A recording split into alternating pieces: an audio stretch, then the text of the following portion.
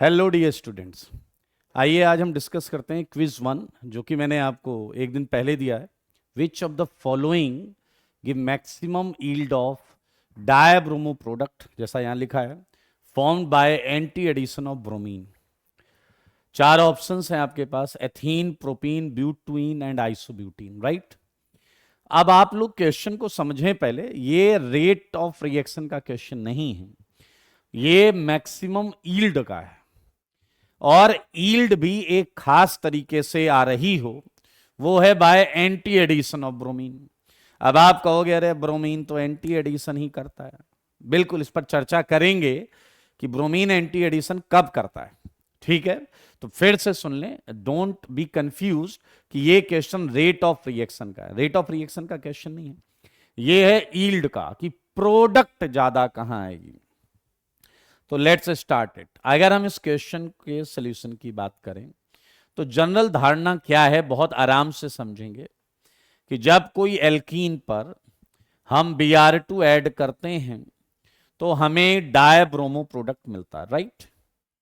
And dibromo product में हमें anti addition देखने को मिलता है यूजुअली। राइट। तो ये है डायब्रोमो प्रोडक्ट, डायब्रोमो प्रोडक्ट। अब होता क्या है इस प्रोसेस के दौरान, उसे समझते हैं। होता क्या है कि जब आप इस पे Br2 डालते हैं तो मेरे भाई आपको एक नॉन क्लासिकल कार्बोकेटायन मिलता है। ये है Br+, ये ध्यान से देखें, और ये है Br-। बहुत आराम से, तसल्ली से, कोई धक्का मुक्की नहीं करेगा। ये है non classical carbocation. Right, non classical carbocation. ठीक है जी। अब ये याद रखिएगा, पूरी ऑर्गेनिक केमिस्ट्री में जहां जहां नॉन क्लासिकल कार्बोकेटायन बोले तो एनसीसी बनता है, उस पर न्यूक्लियोफाइल का एंटी अटैक ही होता है। राइट। और एंटी अटैक जो होता है उससे आपको एंटी प्रोडक्ट, एंटी एडिशन से प्रोडक्ट मिल जाता है। तो मेरे भाई मेरा प्रश्न है कि maximum yield of dibromo product. Right. तो आप सोचो, यानी कि एनसीसी जितना ज्यादा बनेगा, क्या उतना ही एंटी एडिशन होगा। एनसीसी ज्यादा, ज्यादा मतलब ज्यादा, ध्यान से समझेंगे। अब एनसीसी क्या होता है इसे थोड़ा समझें। एक्चुअली ये कार्बोकेटायन है। कार्बोकेटायन ये जो हम लिखते हैं ये असली वाला नहीं है, ये तो हम एक हाइपोथेटिकल स्ट्रक्चर लिखते हैं। नॉन क्लासिकल केटायन में कार्बन पर भी चार्ज होता है, एक्चुअली कार्बन इलेक्ट्रोफिलिक साइट होता है। राइट। तो ये इस तरीके का Br पर भी कुछ चार्ज होता है, कार्बन पर भी कुछ चार्ज होता है। राइट। अब सोचो, सारी कहानी चली जाती है इनके हिस्से में दोस्त। यहां जो बॉन्ड्स लगी हैं, सोचो और ध्यान से सोचो और सोचते रहो।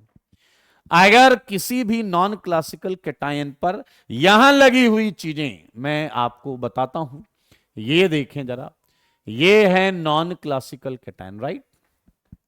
अब अगर यहां लगी हुई चीजें इलेक्ट्रॉन डोनेटिंग हो गई, इलेक्ट्रॉन डोनेटिंग हो गई, अगर अगर अगर इधर एक पर भी हो सकते हैं, अलग अलग पर भी हो सकते हैं, तो उस केस में मैं आपको बता दूं, इस एनसीसी का एक फ्रैक्शन, मतलब पूरा एनसीसी नहीं रहेगा, रीजन बताता हूं आपको, कुछ पार्ट आपको ओपन केटायन के फॉर्म में भी मिलेगा। ये देखिए, ध्यान से सुनना मैंने क्या बोला। मैं कह रहा हूं अगर डोनेटिंग ग्रुप्स हैं तो ये इसका कुछ पोर्शन, मतलब it's something like a case जिसमें अभी आप जस्ट एक्सप्लेनेशन के लिए 60% एनसीसी रहेगा एंड 40% ओपन केटायन रहेगा, इस तरीके का। 60% ऐसा एंड 40% ऐसा।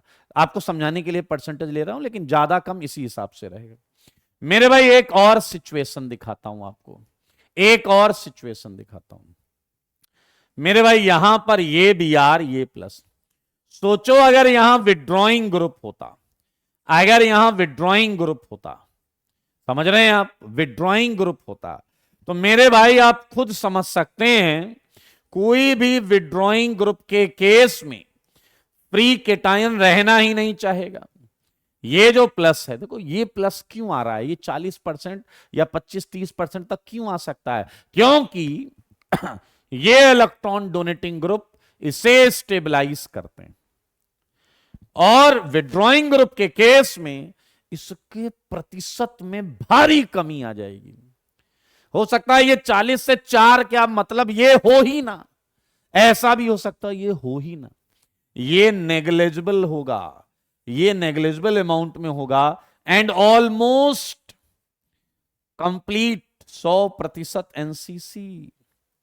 समझो समझो समझो, 1 मिनट, क्या हुआ क्या हुआ क्या हुआ, इससे इससे एंटी एडिशन पे कैसे फर्क पड़ा? अरे एनसीसी होगा तो एंटी अटैक होगा मेरे भाई, यहां एंटी एडिशन होगा, राइट, यहां एंटी एडिशन होगा, लेकिन अगर केटायन ओपन है तो इस पे टॉप बॉटम दोनों अटैक होंगे, और जो बॉटम अटैक होगा ना, उसमें ये बी आर और ये बी आर सेम साइड हैं, यानी कि यहां सिन एंड एंटी दोनों अटैक हो जाते हैं, सिन एंड एंटी अटैक दोनों हो जाते हैं, यानी कि एंटी घट गया है, क्योंकि 60% से एंटी आ रहा है और 40% से सिन भी आ रहा है और एंटी भी आ रहा है, तो यहां पर कुछ एंटी कम हो गया। जबकि अगर विड्रॉइंग या नॉन डोनेटिंग ग्रुप्स हैं तो मेरे भाई ये ऑलमोस्ट भैया एंटी एडिशन होगा यार। तो यानी एक बच्चा आया, अच्छा बच्चा कह रहा, मतलब मैं ये समझ रहा हूं कि आप ये कह रहे हो कि अगर अगर अगर न्यूक्लियोफिलिसिटी बढ़ गई, अगर एल्कीन की न्यूक्लियोफिलिसिटी बढ़ गई, न्यूक्लियोफिलिसिटी जानते हो ना, इलेक्ट्रॉन डेंसिटी एल्कीन में बढ़ गई, तो क्या सिलेक्टिविटी, एंटी की सिलेक्टिविटी घट रही है या नहीं? अगर न्यूक्लियोफिलिसिटी बढ़ गई तो क्या एंटी फॉर्मेशन कम होने लगेगा? आओ बच्चों, तुम्हें ऑप्शंस से मिलवाता हूं। एथीन सबसे छोटी वाली एल्कीन, प्रोपीन नेक्स्ट होमोलॉग, ब्यूटुइन मैंने यहां पर स्पेसिफिक नहीं किया है क्योंकि समझदार के लिए काफी सारा, आइसोब्यूटीन मेरे भाई, इसमें अब आप देखिए सबसे ज्यादा पीछे चलो, सबसे ज्यादा न्यूक्लियोफिलिक जो होगा उसमें एंटी कम बनेगा, तो सबसे ज्यादा एंटी कहां बनेगा? जो सबसे कम न्यूक्लियोफिलिक होगा। तो which one of them out of A, B, C, D is the least nucleophilic? And I think you just get it answer. Lesser the nucleophilicity, lesser the nucleophilicity, higher the selectivity for anti-addition, higher the selectivity for anti-addition. So इसका जवाब है ए, इसका right answer है ए। Interestingly 50% लोगों ने ये answer दिया, but I am sure explanation बहुत ज्यादा लोगों का ये नहीं रहा होगा, किसी और तरीके से वो यहां पहुंचे होंगे। ये एक बेहतरीन बिहेवियर एल्कीन का हमने अभी अभी समझा है।